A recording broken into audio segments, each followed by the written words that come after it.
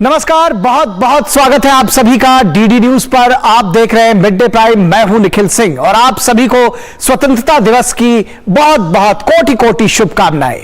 और अगले 1 घंटे में हम बात करेंगे देश भर की बड़ी खबरों की, बताएंगे कि दुनिया भर में कौन कौन सी खबरों पर है सबकी निगाहें, क्या कुछ चल रहा है खेल और अर्थ जगत पे, और कुछ झलकियां फिल्म, कला और संस्कृति के क्षेत्र से भी। लेकिन सबसे पहले बड़ी खबरें।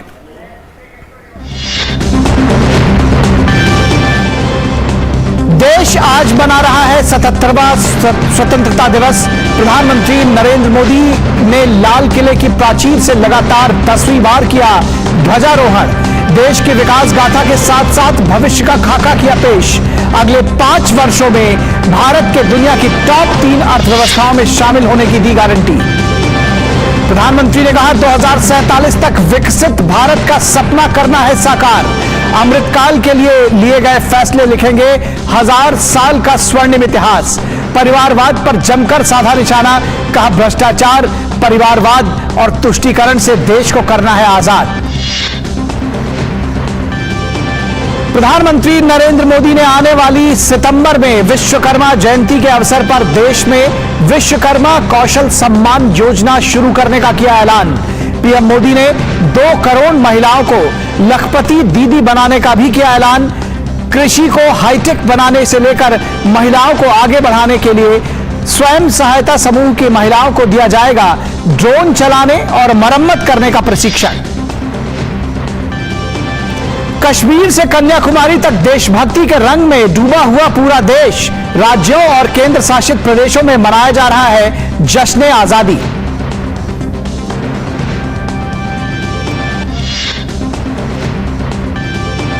भारत ने पहली बार यूएई को रुपए में किया कच्चे तेल का भुगतान। सोमवार को लागू हुए स्थानीय मुद्रा निपटान एलसीएस समझौते के आधार पर हुआ लेन देन। पीएम मोदी और यूएई के राष्ट्रपति मोहम्मद बिन जायद अल नाहयान की मौजूदगी में 15 जुलाई को इसके लिए किए गए थे एमओयू पर हस्ताक्षर। हाल के महीनों में युवाओं के बीच बढ़ती बेरोजगारी के रिकॉर्ड संख्या को देखते हुए चीन ने युवाओं की बेरोजगारी दर के आंकड़े जारी करने पर लगाई रोक। राष्ट्रीय सांख्यिकी ब्यूरो के प्रवक्ता फू लिंगुई ने की घोषणा।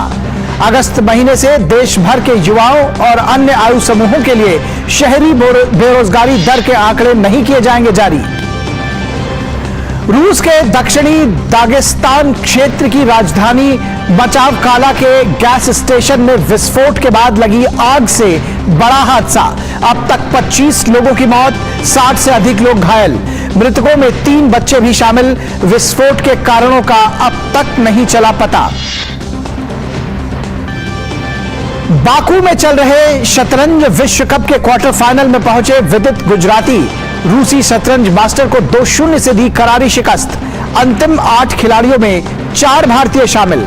हरिका द्रोणवल्ली क्वार्टर फाइनल में हारकर हुई बाहर।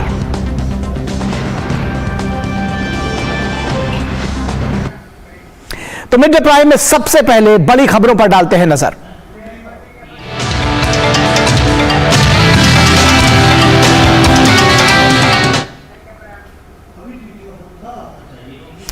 और देश आज 77वां स्वतंत्रता दिवस मना रहा है। प्रधानमंत्री नरेंद्र मोदी ने आज 77वें स्वतंत्रता दिवस के मौके पर लाल किले की प्राचीर से ध्वजारोहण किया।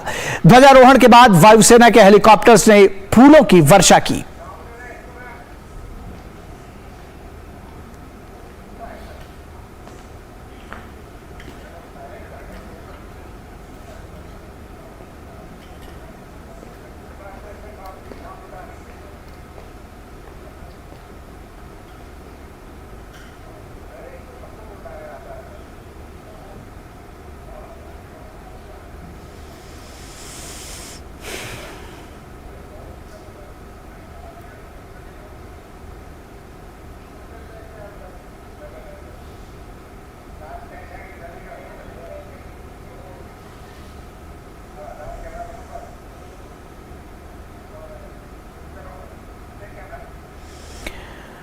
और प्रधानमंत्री नरेंद्र मोदी ने 77वें स्वतंत्रता दिवस के अवसर पर लाल किले की प्राचीर से भ्रष्टाचार, परिवारवाद और तुष्टीकरण पर जमकर हमला बोला। प्रधानमंत्री ने भ्रष्टाचार को लेकर विपक्ष को घेरते हुए कहा कि भ्रष्टाचार ने हमारे देश को दीमक की तरह नोच लिया है, लेकिन मैं भ्रष्टाचार के खिलाफ लड़ाई लड़ता रहूंगा। उन्होंने इन बुराइयों से लड़ने के लिए देश की जनता से आशीर्वाद भी मांगा। प्रधानमंत्री नरेंद्र मोदी ने लाल किले की प्राचीर से पूरे विश्वास के साथ कहा कि 2047 में जब भारत आजादी के 100 साल मनाएगा तब निश्चित ही देश विकसित राष्ट्र बन जाएगा। उन्होंने कहा कि देश जब आजादी के 100 साल मनाएगा तब दुनिया में विकसित भारत का तिरंगा झंडा होना चाहिए। उन्होंने इसके लिए रत्ती भर भी न रुकने और शुचिता, पारदर्शिता, निष्पक्षता को अपनाने का आह्वान किया। इसके साथ ही उन्होंने भ्रष्टाचार, परिवारवाद और तुष्टीकरण को देश के विकास में एक बड़ा रोड़ा बताया। उन्होंने इन बुराइयों से लड़ने के लिए देश की जनता से आशीर्वाद भी मांगा। हमें इन 3 बुराइयों के खिलाफ पूरे सामर्थ्य के साथ लड़ना है। भ्रष्टाचार, परिवारवाद, तुष्टीकरण, ये चुनौतियां हमारे ये ऐसी चीजें पनपी है जो हमारे देश के लोगों का जो आकांक्षा है उसका दमन करती है। हमारे देश के कुछ लोगों के पास जो छोटा मोटा सामर्थ्य है उसका शोषण करती है। ये ऐसी चीजें हैं जो हमारे लोगों की आशा आकांक्षाओं को सवाल या निशान में गाड़ देती है। हमारे गरीब हो, हमारे दलित हो, हमारे पिछड़े हो, हमारे पसमानदा हो, हमारे आदिवासी भाई बहन हो, हमारी माताएं बहनें हो, हमने सबने उनके हकों के लिए इन 3 बुराइयों से मुक्ति पानी है। प्रधानमंत्री नरेंद्र मोदी ने भ्रष्टाचार के खिलाफ नफरत का माहौल बनाने का आह्वान किया। उन्होंने कहा कि पहले की तुलना में सरकार ने भ्रष्टाचारियों की संपत्ति को 20 गुना ज्यादा जब्त किया है। हमारे देश की सारी समस्याओं की जड़ में भ्रष्टाचार ने दीमक की तरह देश की सारी व्यवस्थाओं को, देश के सामर्थ्य को पूरी तरह नोच लिया है। भ्रष्टाचार से मुक्ति, भ्रष्टाचार के खिलाफ जंग हर इकाई में, हर क्षेत्र में। और मैं देशवासियों, मेरे प्रिय परिवारजनों, ये मोदी के जीवन का कमिटमेंट है कि मैं भ्रष्टाचार के खिलाफ लड़ाई लड़ता रहूंगा। भ्रष्टाचारियों की संपत्ति जो हमने जब्त की है ना, वो पहले की तुलना में 20 गुना ज्यादा की है। मेरे प्यारे परिवारजनों, ये आपकी कमाई का पैसा लोग लेकर के भागे थे। 20 गुना ज्यादा संपत्ति को जब्त करने का, और इसलिए लोगों की मेरे प्रति नाराजगी होना बहुत स्वाभाविक है। प्रधानमंत्री ने कहा कि भ्रष्टाचार के राक्षस ने देश को दबोच रखा था और घोटालों के कारण देश की अर्थव्यवस्था डावाडोल हो गई थी। उन्होंने बताया कि सरकार ने लीकेज को बंद करने का काम किया है। जब हम लोग 14 में आए थे तो हम वैश्विक अर्थव्यवस्था में 10वें नंबर पर थे, और आज 140 करोड़ देशवासियों का पुरुषार्थ रंग लाया है कि हम विश्व की अर्थव्यवस्था में 5वें नंबर पर पहुंच चुके हैं। और ये ऐसे ही नहीं हुआ है। जब भ्रष्टाचार का राक्षस देश को दबोचे हुए थे, लाखों करोड़ के घोटाले अर्थव्यवस्था को डावाडोल कर रहे थे, गवर्नेंस फ्रेजाइल फाइल में देश की पहचान होने लगी थी, लीकेजेज को हमने बंद किया, मजबूत अर्थव्यवस्था बनाई, हमने गरीब कल्याण के लिए ज्यादा से ज्यादा धन खर्चने का प्रयास किया। प्रधानमंत्री मोदी ने दायित्व बोध का एहसास कराते हुए समृद्ध, संतुलित और सामाजिक न्याय की धरोहर वाला देश बनाने की सभी से अपील की है। उन्होंने कहा कि हमें एक ऐसा देश बनाना है जो छोटी छोटी चीजों के लिए कभी संघर्ष न करे। Bureau report, DD news. और देश के 77वें स्वतंत्रता दिवस के मौके पर पीएम मोदी ने देश के विकास में महिलाओं और युवाओं के विकास का विशेष उल्लेख किया। आज मेरे युवाओं ने दुनिया में पहले 3 स्टार्टअप इकोसिस्टम में भारत को स्थान दिला दिया है। विश्व के युवाओं को अचंभा हो रहा है भारत के इस सामर्थ्य को लेकर के, भारत की इस ताकत को देख करके। आज दुनिया टेक्नोलॉजी ड्रिवन है और आने वाला युग टेक्नोलॉजी से प्रभावित रहने वाला है और तब टेक्नोलॉजी में भारत की जो टैलेंट है उसकी एक नई भूमिका रहने वाली है। मेरे देश की 100 जितनी स्कूल ऐसी हैं जहां के बच्चे सैटेलाइट बना करके सैटेलाइट छोड़ने की तैयारियां कर रही है, नए वैज्ञानिकों का गर्भाधान कर रही है।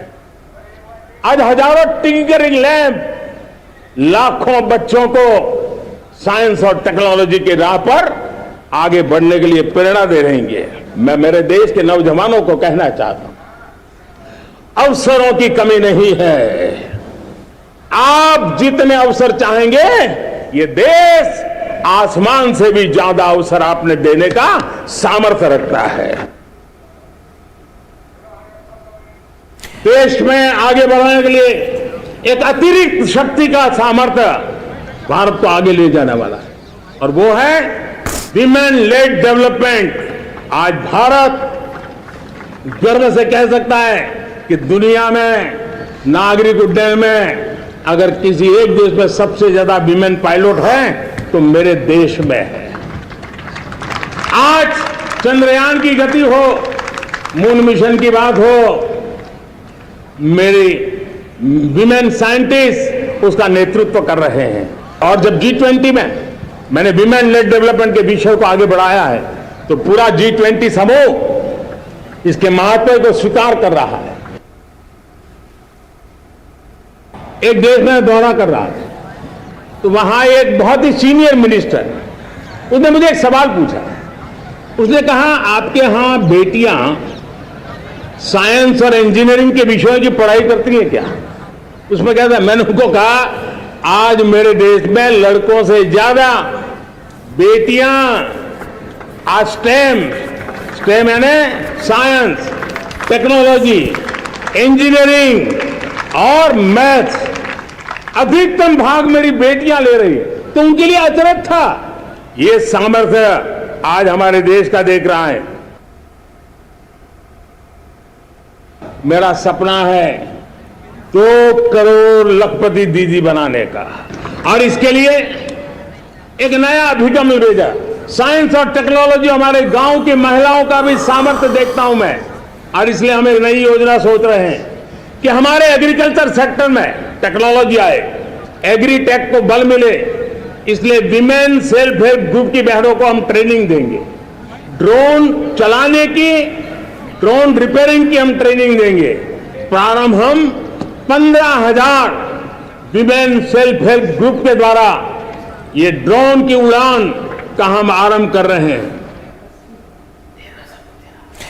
और प्रधानमंत्री ने कहा कि आकांक्षी जिले बहुत पीछे थे लेकिन अब अच्छा करने लगे हैं। आज आकांक्षी जिलों से सुखद परिणाम मिल रहे हैं। हमने संतुलित विकास के लिए एस्पिरेशनल डिस्ट्रिक्ट, एस्पिरेशनल ब्लॉक की कल्पना की और आज उसके सुखद परिणाम मिल रहे हैं। आज राज्य के जो नॉर्मल पैरामीटर्स हैं, जो एस्पिरेशनल डिस्ट्रिक्ट कभी बहुत पीछे थे, वो आज राज्य में भी अच्छा करने लग गए हैं और मुझे विश्वास है कि आने वाले दिनों में ये हमारे आकांक्षी जिले, हमारे आकांक्षी बॉल अवश्य आगे बढ़ेंगे। और प्रधानमंत्री ने कहा कि 2047 में अगर हमें देश को विकसित भारत के रूप में देखना है तो हमें श्रेष्ठ भारत के मंत्र को जीना होगा। हम ऐसा काम करें कि प्रोडक्शन की दुनिया में मेक इन इंडिया पर विश्वास हो। हमारी संस्थाओं को श्रेष्ठता का भाव लेकर चलना होगा। 2047 में हमें हमारे देश को विकसित भारत के रूप में देखना है तो हमें श्रेष्ठ भारत के मंत्र को जीना होगा, हमें चरितार्थ करना होगा। अब हमारे प्रोडक्शन में मैंने 2014 में कहा था जीरो डिफेक्ट, जीरो इफेक्ट। दुनिया के किसी भी टेबल पर मेक इन इंडिया चीज हो तो दुनिया को विश्वास होना चाहिए, इससे बेहतर दुनिया में कुछ नहीं हो सकता है। ये अल्टीमेट होगा। हमारी हर चीज, हमारी सर्विसेज होगी तो श्रेष्ठ होगी, हमारे शब्द की ताकत होगी तो श्रेष्ठ होगी, हमारी संस्थाएं होगी तो श्रेष्ठ होगी, हमारी निर्णय प्रक्रियाएं होगी तो श्रेष्ठ होगी। और प्रधानमंत्री मोदी ने कहा कि हम विकसित भारत का सपना लेकर चल रहे हैं। ये 140 करोड़ भारतीयों का संकल्प है और उस संकल्प को सिद्ध करने के लिए परिश्रम की पराकाष्ठा भी है। विकसित राष्ट्र की सबसे बड़ी ताकत राष्ट्रीय चरित्र होता है। हमारा राष्ट्रीय चरित्र ओजस्वी हो, तेजस्वी हो और सामूहिक हो। जब 2047 हम एक विकसित भारत का सपना लेकर के चल रहे हैं तब, और वो सपना नहीं, 140 करोड़ देशवासियों का संकल्प है और उस संकल्प को सिद्ध करने के लिए परिश्रम की पराकाष्ठा भी है। और उसकी सबसे बड़ी ताकत होती है वो राष्ट्रीय चरित्र होता है। दुनिया में जिन जिन देशों ने प्रगति की है, दुनिया में जो जो देश संकटों से वो पार करके निकले हैं, उसमें हर चीज के साथ साथ एक महत्वपूर्ण कैटलिक एजेंट रहा है, वो राष्ट्रीय चरित्र रहा है। और हमें राष्ट्रीय चरित्र के लिए और बल देते हुए हमें आगे बढ़ना होगा। हमारा देश, हमारा राष्ट्रीय चरित्र ओजस्वी हो, तेजस्वी हो, पुरुषार्थी हो, पराक्रमी हो, प्रखर हो, ये हम सबका सामूहिक दायित्व है। पीएम ने कहा कि भारत ने महंगाई को नियंत्रित रखने के लिए भरसक प्रयास किए हैं। पिछले कालखंड की तुलना में हमें सफलता भी मिली है, लेकिन हम इतने से संतुष्ट नहीं हो सकते। मेरे देशवासियों पर महंगाई का बोझ कम से कम हो, इस दिशा में उन्हें और भी कदम उठाने हैं और मेरा प्रयास निरंतर जारी रहेगा। विश्व कोरोना के बाद अभी तक उभर नहीं पाया है। युद्ध ने फिर एक नई मुसीबत पैदा की। आज दुनिया महंगाई के संकट से जूझ रही है। पूरी दुनिया की अर्थव्यवस्था को महंगाई ने दबोच के रखा है। हम भी दुनिया से जिन सामान की जरूरत होती है लाते हैं, तो हमें सामान तो इंपोर्ट करते हैं। हमारा दुर्भाग्य है कि हमें महंगाई भी इंपोर्ट करनी पड़ती है, क्योंकि पूरी दुनिया को महंगाई ने जकड़ के रखा है। लेकिन मेरे प्यारे परिवारजनों, भारत ने महंगाई को नियंत्रित रखने के लिए भरसक प्रयास किए हैं। पिछले कालखंड की तुलना में हमें कुछ सफलता भी मिली है, लेकिन इतने से संतोष नहीं मान सकते। दुनिया से हमारी चीजें अच्छी है, इतने बात से हम सोच नहीं सकते। मुझे तो मेरे देशवासियों को महंगाई की बोझ कम से कम हो, इस दिशा में और भी कदम उठाने हैं। पीएम ने कहा कि जन औषधि केंद्रों ने देश के सीनियर सिटीजन्स को, देश के मध्यवर्गीय परिवार को एक नई ताकत दी है। इसकी सफलता को देखते हुए अब देश में 10,000 जन औषधि केंद्र से बढ़ाकर 25,000 जन औषधि केंद्र बनाने का लक्ष्य रखा है। जन औषधि केंद्रों ने देश के सीनियर सिटीजन्स को, देश के मध्यम वर्गीय परिवार को एक नई ताकत दी है। जो दवाई बाजार में 100 रुपए में मिलती है, वो 10 रुपया, 15 रुपया, 20 रुपए में दी। बीमारी में जिनको दवाई की जरूरत थी, ऐसे लोगों के करीब 20,000 करोड़ रुपया उनके जेब में बचा है, और ये ज्यादातर मध्यम वर्ग के परिवार के लोग हैं। लेकिन आज उसकी सफलता को देखते हुए मैं देशवासियों को कहना चाहता हूं, जैसे हम एक विश्वकर्मा योजना लेकर के समाज के उस वर्ग को छूने वाले हैं, अब देश में 10,000 जन औषधि केंद्र से हम 25,000 जन औषधि केंद्र का लक्ष्य लेकर के आने वाले दिनों में काम करने वाले हैं। और पीएम के संबोधन की अगर बड़ी बातें कहें तो प्रधानमंत्री ने भारत को दुनिया का सबसे बड़ा लोकतंत्र बताया। उन्होंने मणिपुर की हिंसा को दुखद बताया। उन्होंने कहा कि शांति से ही समाधान निकलेगा। मणिपुर की हिंसा को दुखद बताया प्रधानमंत्री नरेंद्र मोदी ने लाल किले की प्राचीर से, और कहा कि यह हिंसा बेहद दुखद रही है। उन्होंने कहा कि मणिपुर के साथ देश खड़ा हुआ है और शांति से ही समाधान निकलेगा। के साथ खिलवाड़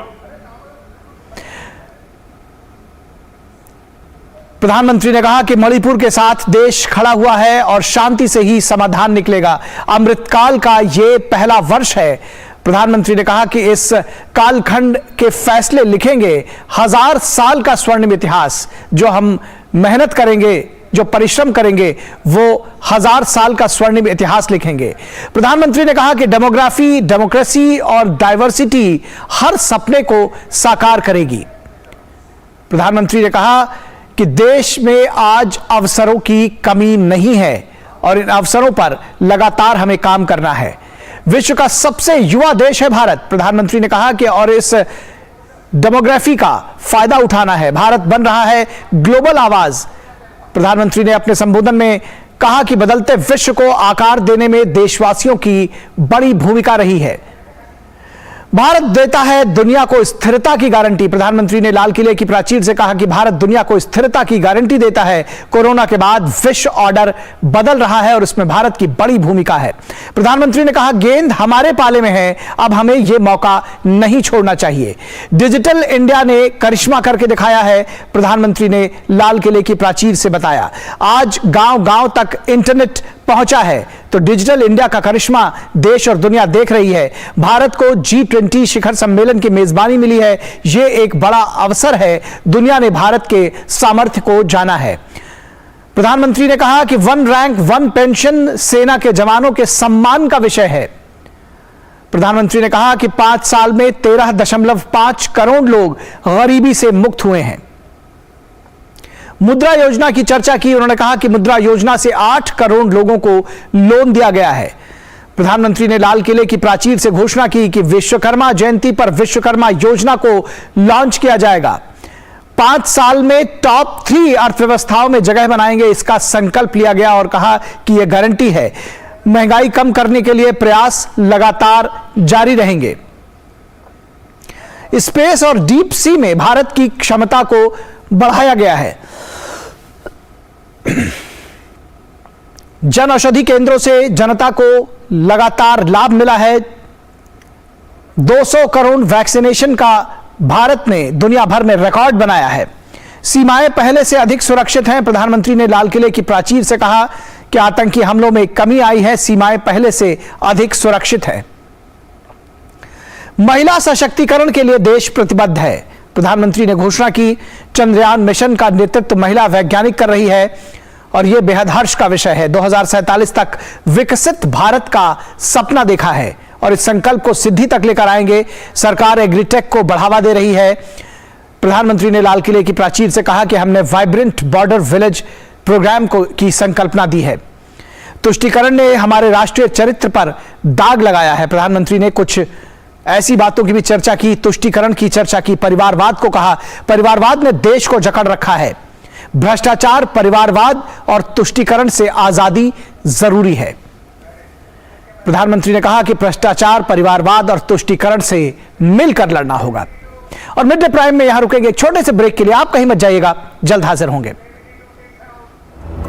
डेयरी क्षेत्र में कार्यरत पशुपालकों, तकनीशियनों तथा संगठनों के प्रयासों को प्रोत्साहन देने हेतु राष्ट्रीय गोकुल मिशन के अंतर्गत राष्ट्रीय गोपाल रत्न पुरस्कार से सम्मानित किया जाता है। ये पुरस्कार 3 वर्गों में सर्वश्रेष्ठ कार्यों और अमूल्य योगदान के लिए दिया जाता है। आवेदन करने के लिए www.awards.gov.in पर या अपने नजदीकी कॉमन सर्विस सेंटर से संपर्क करें। आवेदन की अवधि 15 अगस्त से 15 सितंबर 2023 है। राष्ट्रीय गोपाल रत्न पुरस्कार 2023। हम आपकी हर जरूरत में आपकी जिंदगी को आसान बनाते हैं। आपको देते हैं अपनों का साथ। हमें आपका और आपके अपनों का है ख्याल। हम हमेशा आपके साथ हैं और रहेंगे। हम हैं REC, ऊर्जा का सृजन, राष्ट्र का निर्माण, ऊर्जा का विस्तार, असीमित और अनंत ऊर्जा। सर, हमारे स्टार्टअप का आइडिया बहुत ही बढ़िया है, लेकिन आपके बिजनेस को आगे बढ़ाना वो हमारा काम है। Thank you so much sir. कुछ रिश्तों में है ताकत जो हर पल को खास करे। खुशियों से भरे जीवन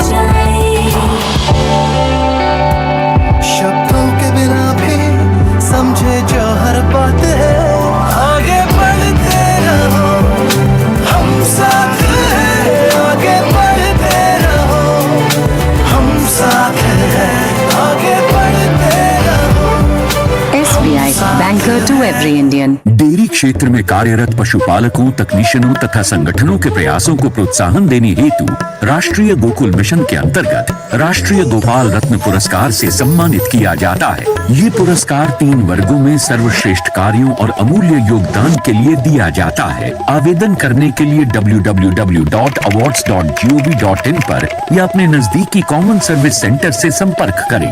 आवेदन की अवधि 15 अगस्त से 15 सितंबर 2023 है। राष्ट्रीय गोपाल रत्न पुरस्कार 2023। जिनके बलिदानों से मिली हमें आजादी, ये है उन वीर सपूतों की कर्म भूमि जो दिन रात करते हैं इसकी रक्षा। ये है उन वीर जवानों की भूमि जो मेहनत से सींचकर भरते हैं पेट देश का। ये है उन किसानों की भूमि जिन्हें गर्व है अपने तिरंगे पर। ये है उन स्वाभिमानी भारतीयों की भूमि जहां लोग शांति और प्रेम से रहते हैं। वो है हम सबकी भारत भूमि। स्वतंत्रता दिवस के इस पर्व पर पूरे विश्व में बसे हुए भारतीयों को एग्रीकल्चर इंश्योरेंस कंपनी की ओर से हार्दिक शुभकामनाएं। आइए इस स्वतंत्रता दिवस पर हम सब प्रण लें और साथ मिलकर बढ़ाएं कदम एक उज्जवल भविष्य की ओर। जय हिंद।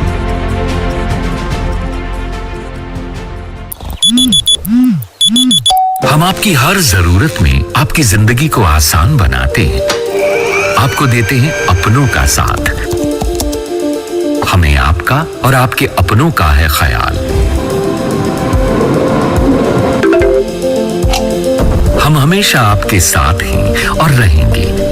हम हैं REC, ऊर्जा का सृजन, राष्ट्र का निर्माण, ऊर्जा का विस्तार, असीमित और अनंत ऊर्जा। डेयरी क्षेत्र में कार्यरत पशुपालकों, तकनीशियनों तथा संगठनों के प्रयासों को प्रोत्साहन देने हेतु राष्ट्रीय गोकुल मिशन के अंतर्गत राष्ट्रीय गोपाल रत्न पुरस्कार से सम्मानित किया जाता है। ये पुरस्कार 3 वर्गों में सर्वश्रेष्ठ कार्यों और अमूल्य योगदान के लिए दिया जाता है। आवेदन करने के लिए www.awards.gov.in पर या अपने नजदीकी कॉमन सर्विस सेंटर से संपर्क करें।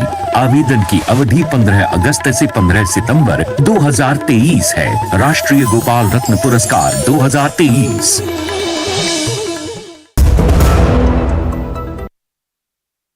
ब्रेक के बाद मिड डे प्राइम में एक बार फिर आप सभी का स्वागत है। और लाल किले की प्राचीर से प्रधानमंत्री के भाषण ने युवा पीढ़ी को काफी प्रोत्साहित किया। हमारे संवाददाता ने एनसीसी के उन कैडेट्स से बात की जिन्हें आज प्रधानमंत्री से मिलने का मौका मिला। इस वक्त लाल किले पर हूँ और मेरे साथ वो बच्चे हैं जो एनसीसी से हैं और आज उन्होंने प्रधानमंत्री को ना सिर्फ पास से सुना, उनको देखा। क्या प्रेरणा मिली उनको लाल किले की जो स्पीच है प्रधानमंत्री की, उससे आइए हम उनसे बात करते हैं। क्या नाम है आपका? कैडेट इशिता। कैडेट ऋषिता, ये सब एयर विंग के बच्चे हैं। आज प्राइम मिनिस्टर से इतने नज़दीक मिलके सबसे पहले आपको कैसा लगा? नज़दीक मिलके बहुत अच्छा लगा। उन्होंने हमको बहुत प्राउड फील करवाया अपने इंडिया के बारे में और एज एन एनसीसी कैडेट हमको बहुत प्राउड फील हुआ उनसे मिलके। अच्छा, ये बताइए कि आज प्रधानमंत्री ने जो भाषण दिया लाल किले की प्राचीर से, आप लोग वहाँ बैठे सुन रहे थे, किस तरह का इंस्पिरेशन मिला? उन्होंने हमें बताया कि हमें क्या कहते हैं, विमेन को एम्पावर करना चाहिए, स्टेम में जाने के लिए इंकरेज करना चाहिए। एंड मे को भी as a girl child I want to go into STEM and pursue it as a career. अच्छा, आप बताइए युवाओं का जो रोल है वो कितना इम्पोर्टेंट रहेगा? युवा सबसे नई जनरेशन है, इसीलिए उन लोगों को देश के लिए कुछ अच्छा करना चाहिए, जैसे कि महिलाओं के लिए महिलाओं का डेवलपमेंट, वो सब फिर हमारा देश और डेवलप्ड होता जाए। अच्छा, आप लोग एनसीसी से हो, एयर विंग से हो, देश की सेवा किस तरह से करने का जज्बा रखते हो? जैसे कि नेचुरल कैलामिटीज़ के दौरान एयरफोर्स बहुत ज़्यादा काम आती है। उसमें जब फंस जाते हैं तो आपके एयरप्लेन्स, हेलीकॉप्टर्स, जो दूसरे एयर ट्रांसपोर्ट्स हैं, वो मेडिसिन्स और शेल्टर्स और लोगों को मुश्किल से बचाने के लिए काम आते हैं। तो दैट्स ऑल। मेरे साथ इनकी टीचर भी हैं, आइए हम उनसे बात करते हैं। आज प्राइम मिनिस्टर के साथ आपके बच्चे मिले हैं, तो कितना खुशी की बात है आप लोगों के लिए। और ये बताइए कि आज उन्होंने युवाओं का आह्वान किया करप्शन को लेकर, देश के डेवलपमेंट को लेकर, उसके बारे में बतौर टीचर आपको कितनी इंस्पिरेशन मिली? सर हमारे जो बच्चे, आज हमारा देश बहुत आगे बढ़ रहा है और हमारा युवा वर्ग ही इसको और आगे लेके जा सकता है सर। अगर युवा वर्ग जागरूक है तो हमारा देश और आगे बढ़ेगा सर।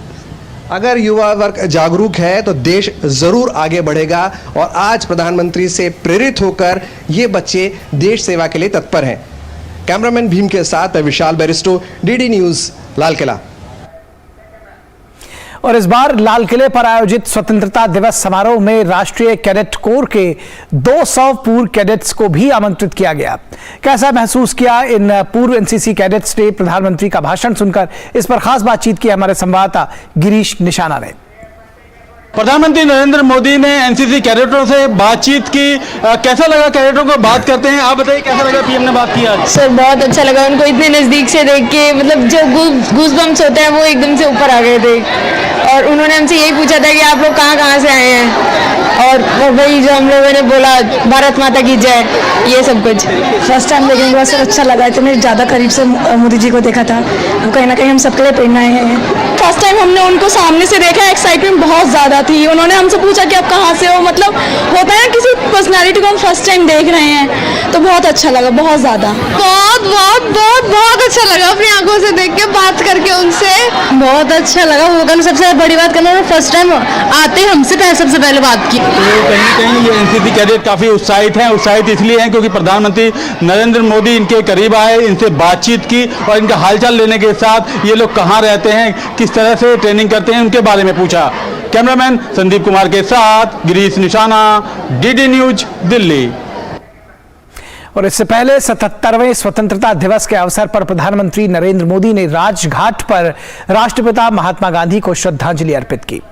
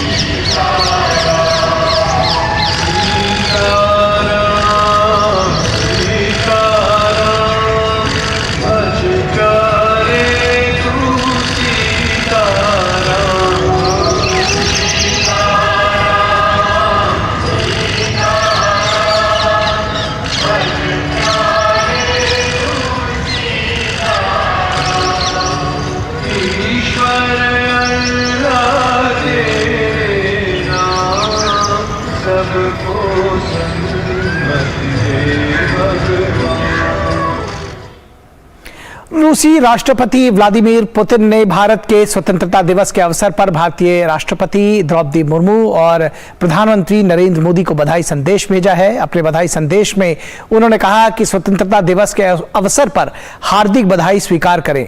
आपके देश ने आर्थिक, वैज्ञानिक और तकनीकी, सामाजिक और अन्य क्षेत्रों में सार्वभौमिक रूप से स्वीकृत सफलता हासिल की है। भारत विश्व स्तर पर अंतर्राष्ट्रीय मामलों में रचनात्मक भूमिका निभा रहा है। साथ ही उन्होंने कहा कि रूस और भारत के संयुक्त प्रयासों से हम सभी क्षेत्रों में उपयोगी द्विपक्षीय सहयोग और वैश्विक एजेंडे के सामयिक मुद्दों को हल करने में रचनात्मक साझेदारी को और बढ़ाएंगे। और अब बात ताजा खबर की।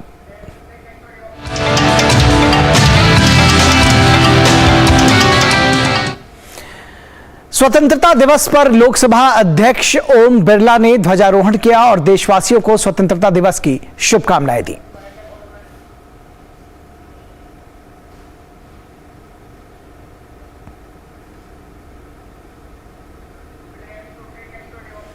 स्वतंत्रता दिवस की देशवासियों को बहुत बहुत शुभकामनाएं, बधाई।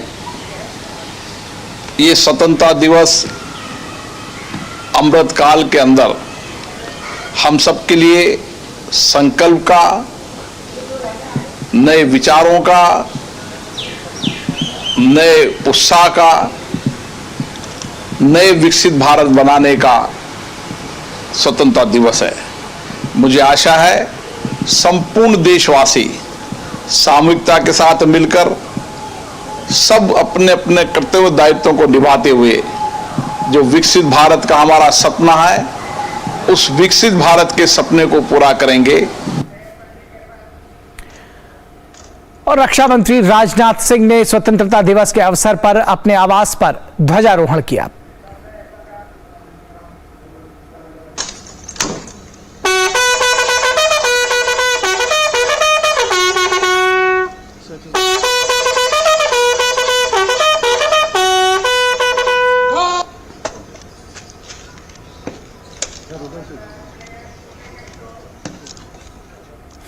केंद्रीय मंत्री नितिन गडकरी ने स्वतंत्रता दिवस के अवसर पर दिल्ली स्थित अपने आवास पर ध्वजारोहण किया।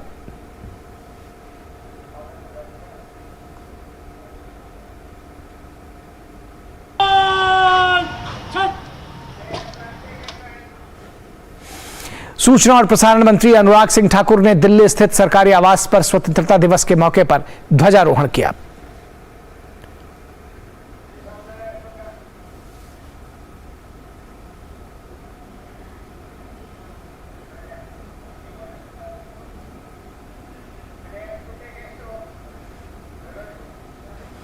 केंद्रीय पृथ्वी विज्ञान मंत्री किरेन रिजिजू ने स्वतंत्रता दिवस के अवसर पर दिल्ली में स्थित अपने आवास पर ध्वजारोहण किया।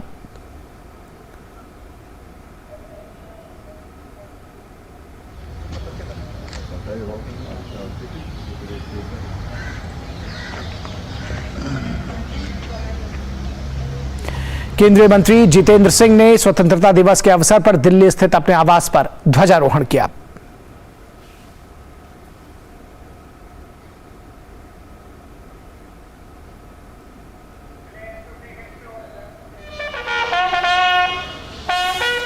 पूर्व राष्ट्रपति रामनाथ कोविंद ने 77वें स्वतंत्रता दिवस पर अपने राजकीय आवास पर ध्वजारोहण किया और परेड की सलामी ली। पूर्व राष्ट्रपति ने देशवासियों को स्वतंत्रता दिवस की शुभकामनाएं देते हुए देश की आजादी के लिए अपने प्राणों की आहुति देने वाले वीर सपूतों और राष्ट्र नायकों के बलिदान को याद किया। रामनाथ कोविंद ने कार्यक्रम में मौजूद अर्ध सैन्य बलों के कार्मिकों, दिल्ली पुलिस के जवानों और अपने स्टाफ के साथ 15 अगस्त का पर्व मनाया और सभी को मिठाई भेंट की। इस दौरान छात्र छात्राओं ने राष्ट्रभक्ति से ओतप्रोत सांस्कृतिक कार्यक्रम भी पेश किया।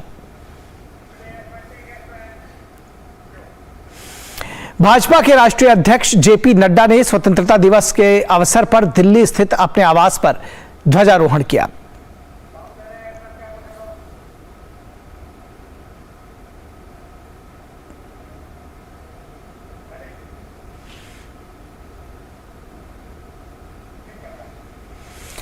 और अब नजर डालते हैं कुछ अन्य राष्ट्रीय खबरों पर।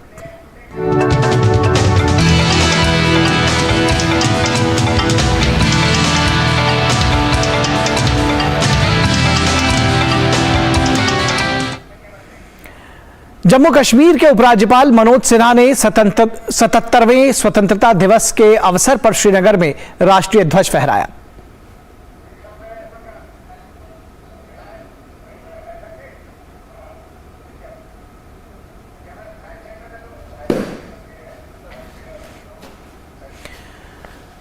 और इस मौके पर और ज्यादा बातचीत करने के लिए हमारे साथ श्रीनगर लाल चौक से मौजूद हैं शब्बीर डार, हमारे संवाददाता। शब्बीर, किस तरह से स्वतंत्रता दिवस की धूम इस वक्त श्रीनगर में लाल चौक पर देखी जा सकती है? जी बिल्कुल, लाल चौक एरिया और पूरा कश्मीर हम की बात करें तो पूरा कश्मीर जो है देश के तिरंगे के रंग में रंगा हुआ है। जगह जगह पे जो है तिरंगा लहराया गया है और लोगों में काफी उत्साह देखा जा रहा है। इस वक्त मैं लाल चौक में हूँ। मेरे पीछे आप देख सकते हैं ये घंटाघर है, क्लॉक टावर है, ऊपर इसमें जो है हमारा तिरंगा लहरा रहा है। यहाँ पे अभी कुछ समय पहले लोग की बड़ी भीड़ थी, अपने हाथों में तिरंगा लेके देश के प्रति वो नारे लगा रहे थे, गीत गा रहे थे, पूरा जश्न का माहौल था। और हमने देखा है जो पिछले किसी दिनों से कश्मीर के चप्पे चप्पे से गाँव में हमारे देहात में कस्बों में तिरंगा रैलियां निकाली गई। लोगों ने अपने झंडे हाथ लेके देश के प्रति जो प्रेम और मोहब्बत जो है वो निशावर किया। और ये दर्शाए कि जो जम्मू कश्मीर में 370 से के हटने के बाद पिछले 3 सालों में जो तालमेल तरक्की और अमन और शांति का जो माहौल है और नए कश्मीर की जो हवा चल रही है उसमें लोग इतने खुश है। और यहाँ पे जो है हर जगह पे आज जो है एक कई कार्यक्रमों का निकाह किया जा रहा है। लोग गाने गा रहे हैं। वहाँ रिवर फ्रंट पे हम बात करें, रिवर फ्रंट में भी इस वक्त जो है म्यूजिकल प्रोग्राम चल रहा है। घंटाघर में जो है लोग काफी सवेरे से यहाँ पे आके सेल्फी खींच रहे हैं। जी जी, निश्चित तौर पर ये तस्वीरें उत्साहित करने वाली हैं आप सबको भी और देश के सभी नागरिकों को। शब्बीर, जैसा कि आपने कहा कि 370 हटने के बाद से ये हवा बदली है, किस तरह से हवा बदली है? क्योंकि ये जो तस्वीरें आप हमारे साथ साझा कर रहे हैं इस वक्त, ये बहुत कोई एक ऐसा जमाना भी था कि ये बहुत आसान नहीं था कश्मीर के लाल चौक पर इस तरह से तिरंगा मय होना। आज किस तरह से स्थितियां बदली हैं, क्या कुछ आम नागरिक सोच रहे हैं? जी बिल्कुल, ये जो तिरंगा लहरा रहे हैं, ये हम आज से 5 साल या 4 साल पहले ये मुमकिन नहीं था। जो पिछले 3 साल में जो चेंजेस आई है कश्मीर में, आज के 3 साउंड के हटने के बाद, जो यहाँ के प्रशासन ने, यहाँ के सरकार ने, एलजी एडमिनिस्ट्रेशन ने जो यहाँ पे माहौल एक अमन और शांति का माहौल कायम किया है, यहाँ तामीर और तरक्की का जो दौरा है, उससे लोगों में एक पूरा जो देश के प्रति जो उनका मोहब्बत है वो उजागर हुआ है। और वो जो डर का माहौल था वो कहीं ना कहीं लोगों के दिलों से हटाया गया है। इसी की वजह से हम देख रहे हैं ना केवल लाल चौक में, बल्कि कश्मीर के हर गांव में, हर कस्बे में, हर जगह पे इस वक्त जो है तिरंगा जो बड़ी प्रोमिनेंटली लहरा रहा है। जी, युवाओं में उत्साह है, जो रोजगार के अवसर हैं वो बढ़े हैं, जो व्यवसाय है लोग वो कर रहे हैं। किस तरह से इन चीजों में जो रोजमर्रा की चीजें हैं या लोगों की जिंदगी से जुड़ी हुई चीजें हैं उसमें किस तरह से परिवर्तन आया है? एक नागरिक के तौर पर, कश्मीरी युवा के तौर पर आप क्या बातें साझा करेंगे? जी, पिछले 4 साल में की हम बात करें, हम देखें यहाँ अमन और अमान की जो हवा चली है, उससे क्या हुआ कि यहाँ जो टूरिज्म है, टूरिज्म एक मेन जॉब प्रोवाइडर है कश्मीर में।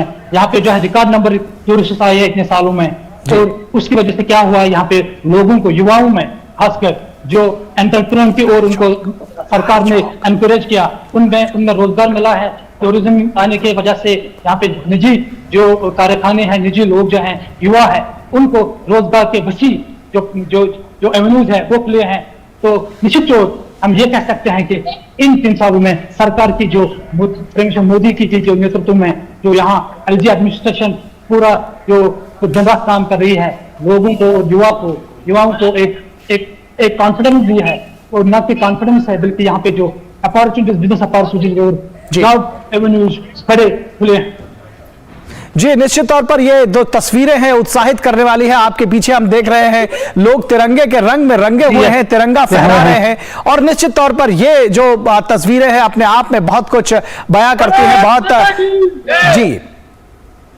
जी इन नारों के साथ में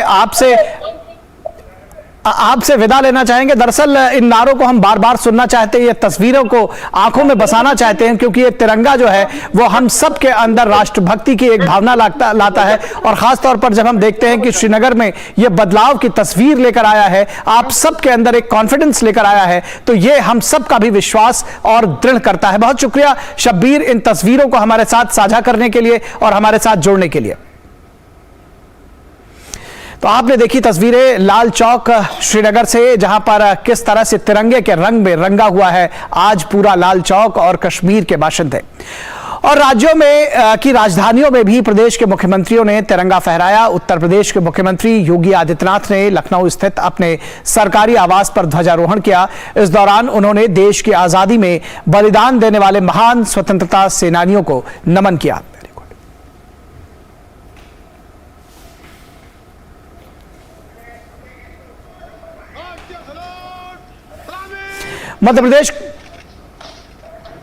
मध्य प्रदेश के मुख्यमंत्री शिवराज सिंह चौहान ने स्वतंत्रता दिवस के अवसर पर भोपाल में ध्वजारोहण किया।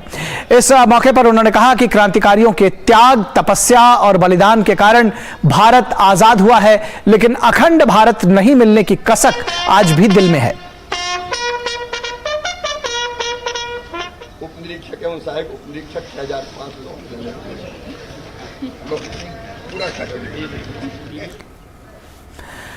और गुजरात के मुख्यमंत्री भूपेंद्र पटेल ने 77वें स्वतंत्रता दिवस पर वलसाड में तिरंगा फहराया।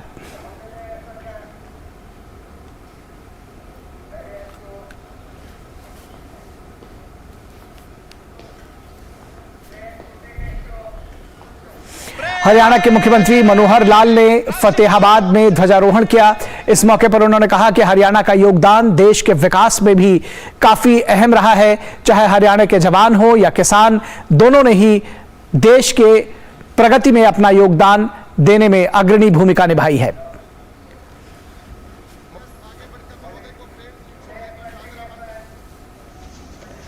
उत्तराखंड के मुख्यमंत्री पुष्कर सिंह धामी ने स्वतंत्रता दिवस पर देहरादून में ध्वजारोहण किया। इस मौके पर उन्होंने देश की आजादी और मां भारती की रक्षा के लिए अपना सर्वोच्च बलिदान देने वाले महानायकों का स्मरण किया।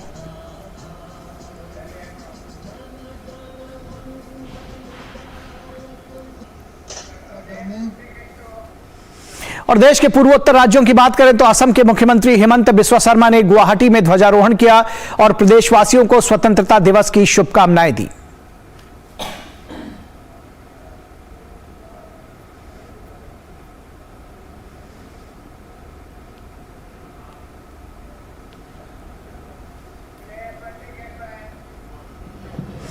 बिहार के मुख्यमंत्री नीतीश कुमार ने पटना के गांधी मैदान में ध्वजारोहण किया।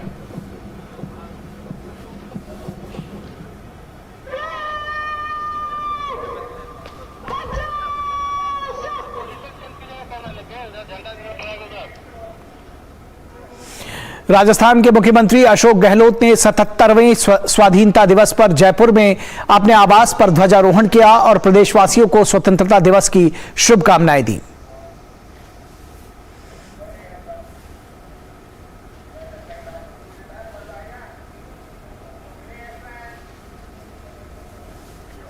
वहीं छत्तीसगढ़ के मुख्यमंत्री भूपेश बघेल ने स्वतंत्रता दिवस के मौके पर राजधानी रायपुर में ध्वजारोहण किया।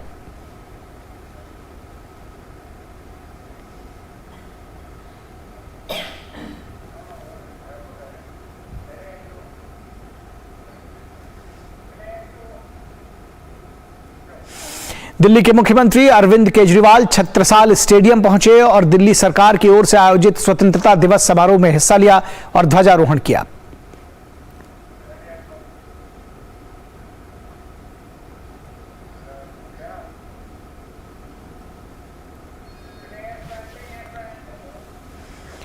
पंजाब के मुख्यमंत्री भगवंत मान ने स्वतंत्रता दिवस के मौके पर पटियाला में ध्वजारोहण किया।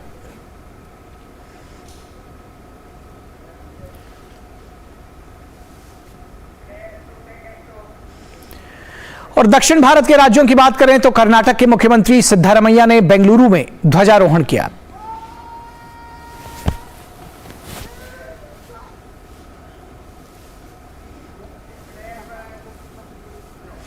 तमिलनाडु के मुख्यमंत्री एम.के. स्टालिन ने स्वाधीनता दिवस पर चेन्नई में ध्वजारोहण किया।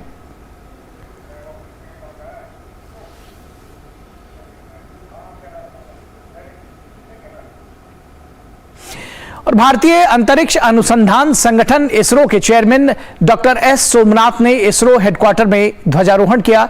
इस दौरान डीडी न्यूज से खास बातचीत में डॉक्टर एस सोमनाथ ने कहा कि इस वर्ष स्वतंत्रता दिवस की थीम राष्ट्र सर्वप्रथम हमेशा सर्वप्रथम है।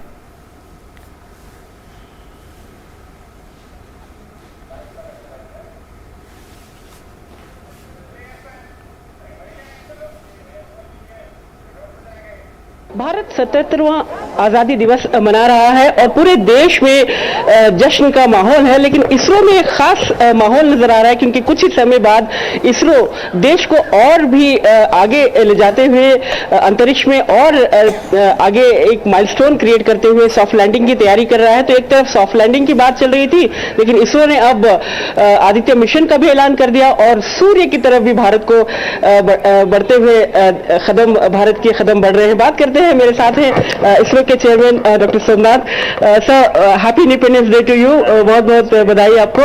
और इस बात की भी बधाई कि अब तक का चंद्रयान का सफर बहुत कामयाब रहा और आप बहुत ही कॉन्फिडेंट है इस बात को लेकर कि सॉफ्ट लैंडिंग ट्रैक पर चल रही है। तो चंद्रयान 3 क्या कह रहा है? चंद्रयान 3 आज उसके ऑर्बिट है जो 150 किलोमीटर बाय 170 किलोमीटर तक ऊंचाई तक अब आया। और अगले दिन पहले हम 16th 17th हमारा इम्पोर्टेंट मैन्यूवर्स होंगे। उसमें हमारा ये ऑर्बिट तो कुछ और भी नीचे आ जाएंगे 100 किलोमीटर तक।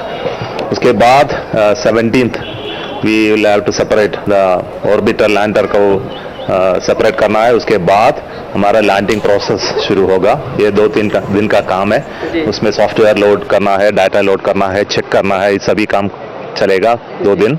उसके बाद 23 तारीख को हमारे नीचे जाने का एक प्रोग्राम चलेगा जो होगा इवनिंग और लैंडिंग प्रोसेस को जस्ट 30 मिनट्स लगेगा।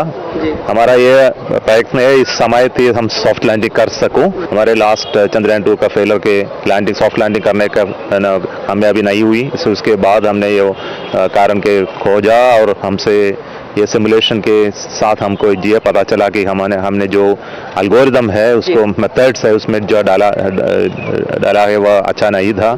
तो कुछ ना कुछ फेलियर प्रोबेबिलिटी था, उस सब हमने निकाल दिया। हमने जो एडिशनल इंस्ट्रूमेंट्स डाला, हमने न्यू सॉफ्टवेयर बनाया, सबको हमने कई तरफ टेस्ट किया। 17 तारीख बहुत अहमियत रखता है, काफी अहम मोड़ है इसका। तो 17 तारीख के बाद आपके पास किस तरह की चुनौतियां बढ़ती जाएंगी ताकि सॉफ्ट लैंडिंग 23 तारीख को पूरी तरह से सुरक्षित? जो हम टेस्ट करेगा तो कोई तकलीफ हो तो हमारे अल्टरनेट स्ट्रैटेजी को निभाना होगा। तो ये सभी अच्छी तरह चलते तो हमारे 23 तारीख को लैंडिंग होगा। आप एक तरफ चंद्रयान की बात कर रहे हैं तो अचानक कल हमने सूर्य मिशन का भी देखा जो आदित्य L1 की बात कर रहे हैं। तो इसको लेकर भी काफी तैयारियां हैं इसरो की तरफ से। ये आदित्य L1 मिशन भारत के लिए क्या मायने रखता है? ये ऐसा एक मिशन है इसलिए हम सूर्य को कई इंस्ट्रूमेंट से देख सकूं।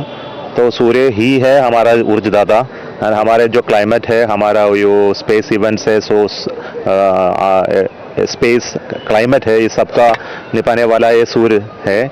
सो सूर्य में इरप्शन होते हैं कॉल्ड सोलर इरप्शंस। इसमें से कई तकलीफ होगा हमको कि हम उसके पता नहीं है। तो इसमें कई इंस्ट्रूमेंट्स डाला है तो सूर्य का कोरोना को देखने का और कोरोना इजेक्शन को मेजर करने का कई इंस्ट्रूमेंट्स है। कोरोनल मास इजेक्शन को हमको ट्रैवल करने 3 डायमीटर सूर्य तक ये मेजर करेंगे। उसके पार्टिकल जो आते हैं धरती के तरह उसको मेजर करेंगे और इसका वार्निंग भी देंगे। हमारे पावर नेटवर्क और कम्युनिकेशन नेटवर्क में कोई नुकसान हो तो उसको पता चलेगा। जी तो सर, आखिरी सवाल आपसे पूछना चाहूंगी। डॉक्टर विक्रम साराभाई से लेकर आज डॉक्टर सोमनाथ तक इसरो ने बहुत कुछ कामयाबियां देखी है, बहुत कुछ माइलस्टोन्स क्रिएट किए हैं। तो क्या क्या और आगे इसरो की स्पेस में क्या क्या और प्लानिंग है और ये कामयाबियां भारत को किस मोड़ पर लाकर खड़ा, किस where has it placed India in the big league? हमने जो किया है लास्ट 60 इयर्स में कि एक नेशन, हमारा ये नेशन है डेवलपिंग नेशन था। उसी समय हमने जो और इंडिपेंडेंस मिला था उसी समय स्पेस में काम करने का कोई इच्छा था विक्रम साराभाई के और भूमि भाभा जी के साथ। जो हमने जो किया है, हमारा गैप दो था between developed nation and developing nation, तो हमने जो कम किया है। तो हमने ये बनाया हमारे राज्य में ही हमारे रॉकेट डिजाइन करने का, उपग्रह डिजाइन करने का, निर्माण करने का और लॉन्च करने का ताकत अब हम हमारे साथ है। इसरो के चेयरमैन बता रहे थे कि कैसे इसरो एक के बाद एक कामयाबी हासिल करते हुए देश को आगे बढ़ा रहा है और इसके अलावा ये भी कोशिश कर रहा है कि आत्मनिर्भर के सहारे कई लोगों को, कई युवाओं को एम्पावर भी किया जाए। कैमरामैन उमा के साथ आयशा खानम, DD न्यूज, बैंगलोर। भारतीय अंतरिक्ष अनुसंधान संस्थान इसरो चांद के बाद अब सूरज का अध्ययन करने की तैयारी में है। आदित्य L1 सूरज का अध्ययन करने वाला पहला भारतीय मिशन होगा जिसका प्रक्षेपण सितंबर के पहले हफ्ते में हो सकता है। इसके लिए आदित्य L1 को बेंगलुरु के UR राव सैटेलाइट सेंटर से सतीश धवन अंतरिक्ष केंद्र श्रीहरिकोटा लाया जा चुका है। तो आज के न्यूज लेंस में बात भारत के पहले सूर्य मिशन और इसके लक्ष्यों पर।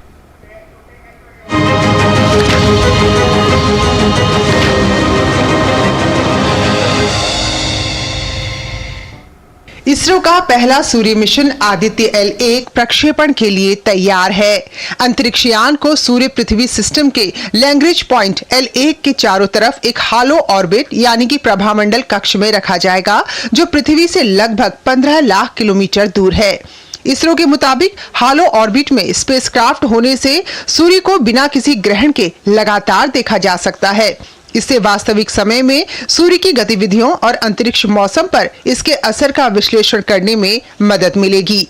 आदित्य L1 के साथ 7 पेलोड भी अंतरिक्ष भेजे जाएंगे। इनमें विजिबल इमिशन लाइन क्रोनोग्राफ, सौर पराबैंगनी imaging telescope, solar low energy X ray spectrometer, Aditya solar wind particle experiment, high energy L1 orbiting X ray spectrometer, Aditya के लिए प्लाज्मा विश्लेषक पैकेज, उन्नत त्रिअक्षीय हाई रेजोल्यूशन डिजिटल मैग्नोमीटर शामिल हैं। ये पेलोड सूर्य की फोटोस्फीयर, क्रोमोस्फीयर और सबसे बाहरी परत का अध्ययन इलेक्ट्रोमैग्नेटिक और पार्टिकल और मैग्नेटिक फील्ड डिटेक्टर्स की मदद से करेंगे। इनमें से 4 पेलोड लगातार सूर्य पर नजर रखेंगे और बाकी 3 पेलोड परिस्थितियों के अनुसार पार्टिकल और मैग्नेटिक फील्ड का अध्ययन करेंगे। आदित्य L1 के पेलोड सूर्य के coronal heating, coronal mass ejection, pre flare और फ्लेयर गतिविधियों के बारे में अहम जानकारी देंगे। इसरो का सूर्य मिशन सूर्य के ऊपरी हिस्से क्रोमोस्फीयर और कोरोना के वातावरण का अध्ययन करेगा। साथ ही इसका लक्ष्य क्रोमोस्फीयर पर कोरोना के तापमान, वेग, घनत्व का अध्ययन करना, आंशिक रूप से आयनीकृत प्लाज्मा की भौतिकी को समझना, कोरोना के द्रव्यमान व विशाल लपटों के उत्सर्जन के विकास, शुरुआत और उत्पत्ति का अध्ययन और मौके पर ही कणों व प्लाज्मा के पर्यावरण का अध्ययन करना है ताकि सूर्य से निकले कणों को समझा जा सके। तो ऐसे में उम्मीद की जानी चाहिए कि इस मिशन से सूर्य से जुड़े कई अहम रहस्यों को समझने में मदद मिलेगी। Bureau report, DD news. और मिड डे प्राइम के अंत में आपको छोड़े जाते हैं संस्कृत में गाए इस देशभक्ति के गीत के साथ। मुझे और मेरी पूरी टीम को दीजिए आज अनुमति। नमस्कार। प्रियस्त्रिवर्णो विजयी विश्वे भूयादुचे ध्वजोस्मदीयः। प्रियस्त्रिवर्णो विजयी विश्वे भूयादुचे ध्वजोस्मदीयः। प्रियस्त्रिवर्णो विजयी विश्वे भूयादुचे ध्वजोस्मदीयः। शक्ति सततम वर्षन दाता प्रेम सुधा सरितो है सरता। वीरा नाम हर्ष प्रविधान मातृभुवस्तन मनोनिधान।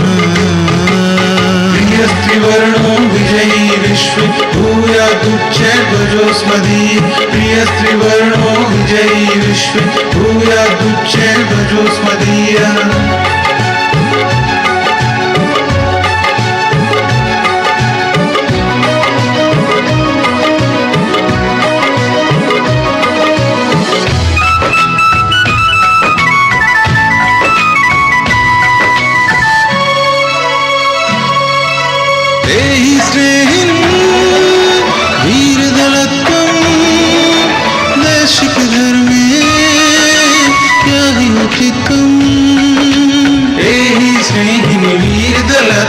दैशिक धर्मे याहि होतीत्वम्।